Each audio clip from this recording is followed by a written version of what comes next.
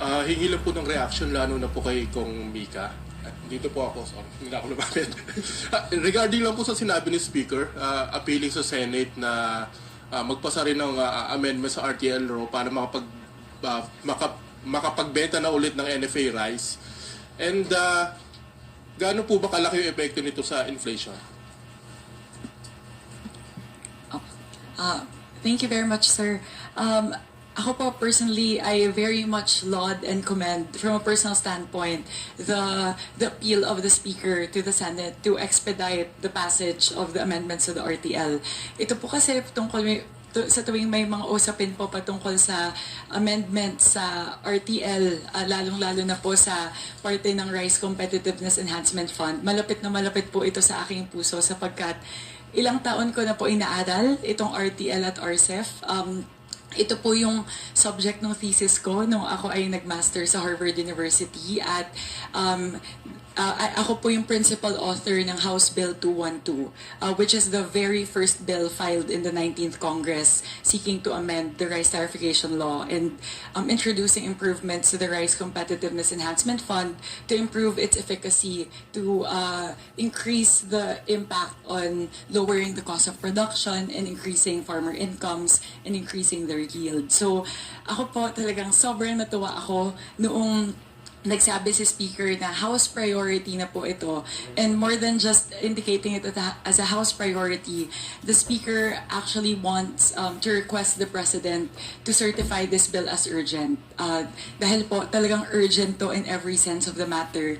Napakataas po ngayon ng presyo ng bigas sa merkado at ang target po ng ating mahal na Speaker at sana po hinihikayat po namin ang aming mga kaibigan sa Senado na samahan kami dito sa pag-expedite na approval nito sapagkat ang target po ng ating Speaker ay bago po mag-break ng Senate ngayon pong Mayo ay maipasa na po natin dito sa Kongreso sa third and final reading itong amendment sa RTL para po pagdating ng Hunyo ay ma-implement na po ito. Ang nakikita po natin, ang sinabi din po na ating mahal na Speaker, ay kapag naibalik natin yung NFA rice sa merkado, ay pwede pong bumaba yung presyo ng bigas ng 10 piso as much as 15 pesos per kilo. Kaya bakit po ba mahalaga ito? Sapagkat sa kasalukuyang forma ng rice tarification law, wala po yung dating kapangyarihan ng NFA, yung dati nilang mandate na bumili ng bigas at magbenta ng bigas direkta sa merkado. Ngayon po, isa sa mga nakikita natin na dahilan kung bakit napakataas ng presyo ng bigas ay ang available lang sa merkado ay yung commercial rice. At lahat po ito ay naglalaro ng 42 pesos para sa well-milled rice hanggang 60 pesos, 62 pesos para sa premium rice. Kaya dahil po sa kasalukuyang forma kung saan hindi makapagbenta yung NFA directly sa merkado, wala po ngayong access yung ating mga kababayan sa NFA rice. Kaya pag pumasok po yung NFA rice, we're hoping na bumaba yung presyo by 15 pesos. Ang target nga po baka maglaro sa 35 to 40 pesos pag pumasok yung NFA rice. Kaya ako po, from a personal standpoint, ako po ay I would like to laud our dear Speaker for this appeal to expedite the proposed amendments to the RTL law. Actually po dito sa House, kami na po ay gumagalaw ng napakabilis para po tumugon sa panawagan ng ating Speaker.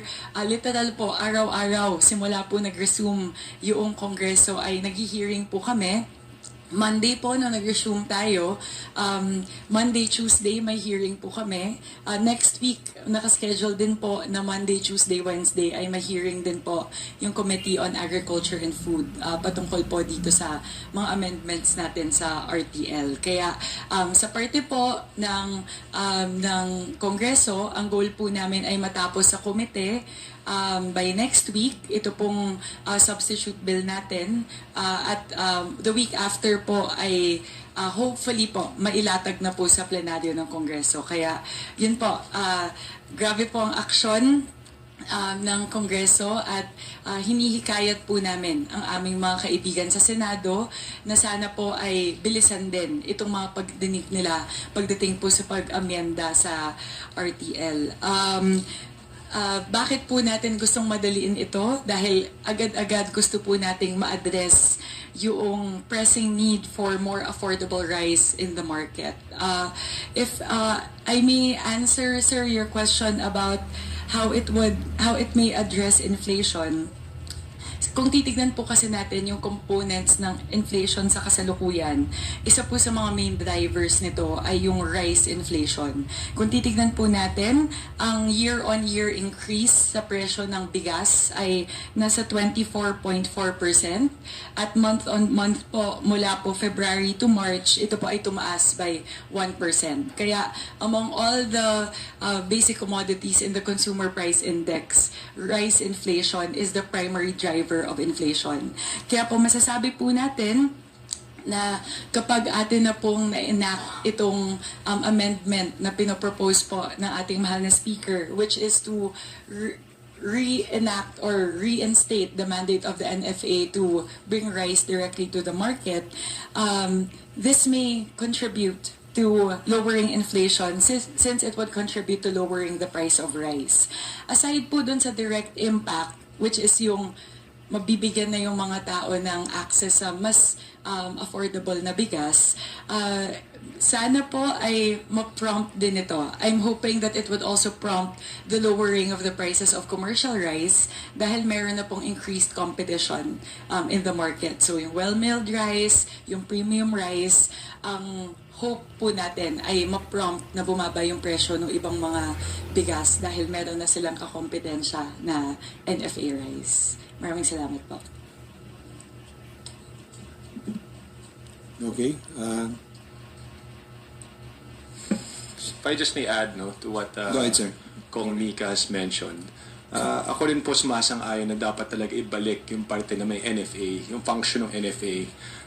Because the NFA acts before, it acts as a safety net para po sa ating mga kababayan. Not only that, it becomes a price regulation tool.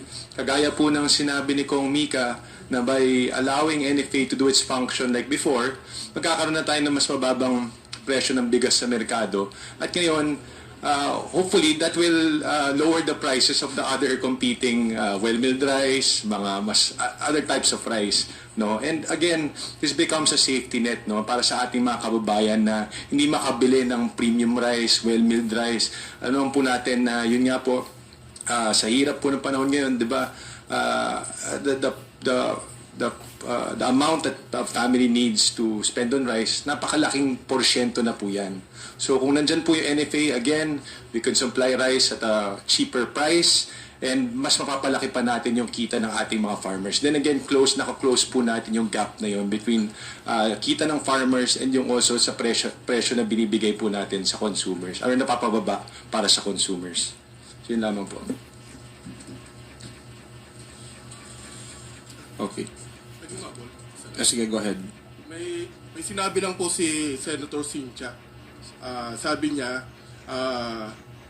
kaya tinanggal ang kapangyarihan ng pagbebenta ng bigas sa NFA dahil sa korupsyon. So parang dun pa lang sinasabi nila na binabaril na agad yung bill ng House.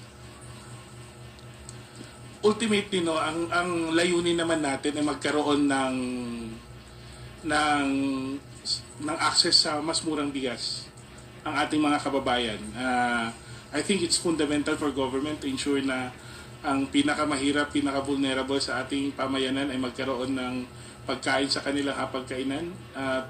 Kung ano man ang kailangan na patakaran o batas na kailangan i-amyenda para maisulong po at mangyari po ito, sa tingin ko kung korupsyon, hindi man siguro ang solusyon doon ay pigilan natin ang pagkakataon ng ating mga kababayang mahirap na magkaroon ng pagkain, di ba? O access sa mas murang bigas. I think there are more effective mechanisms to reduce the prevalence of corruption, the likelihood of corruption, as indicated by Senator Villar, other than taking away the access of the poor for more affordable rice. Susugan ko lang po yung sinasabi ni DML Jude. Alam naman po natin na yun din yung naging dahilan noong unang ipinasa yung RTL noong 2019. Yun din po yung rationale na isinulong kung bakit gustong tanggalan ng mandato ng NFA na bumili ng bigas at magbenta ng bigas direkta sa merkado. Pero siguro po ngayon, I believe we have to reevaluate that because we've seen the impact of it, the tangible impact of it to the Filipino consumers.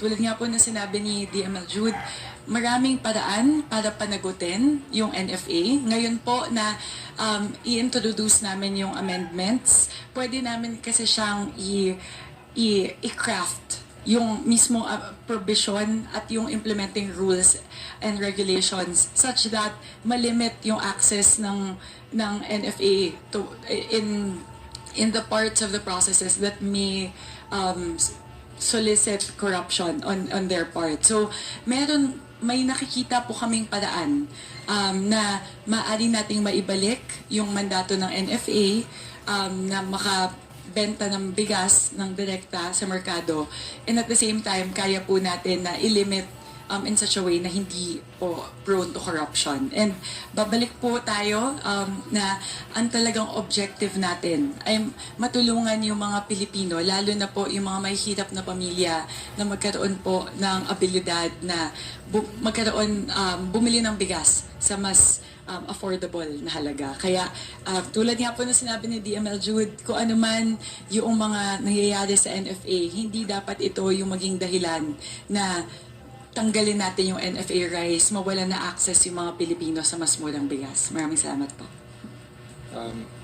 Para sa akin naman po, no, tama naman po si Cynthia na meron po naging incidents of corruption before with the NFA.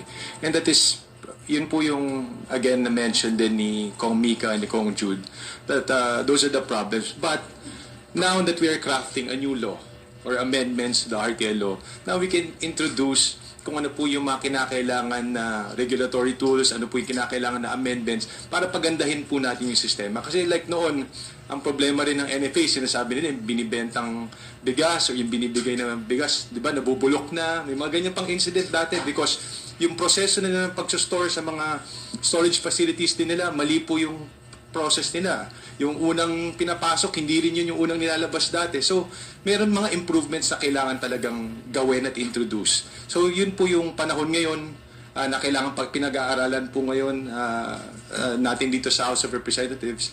But it doesn't mean that we cannot or we should not entertain the idea of introducing the NFA function again. Kasi kailangan nga po, as mentioned by Kong Mika and sila Kong Jude, kailangan po may ganito tayong ang paraan para may access din pong ating mga kababayan sa mas murang bigas.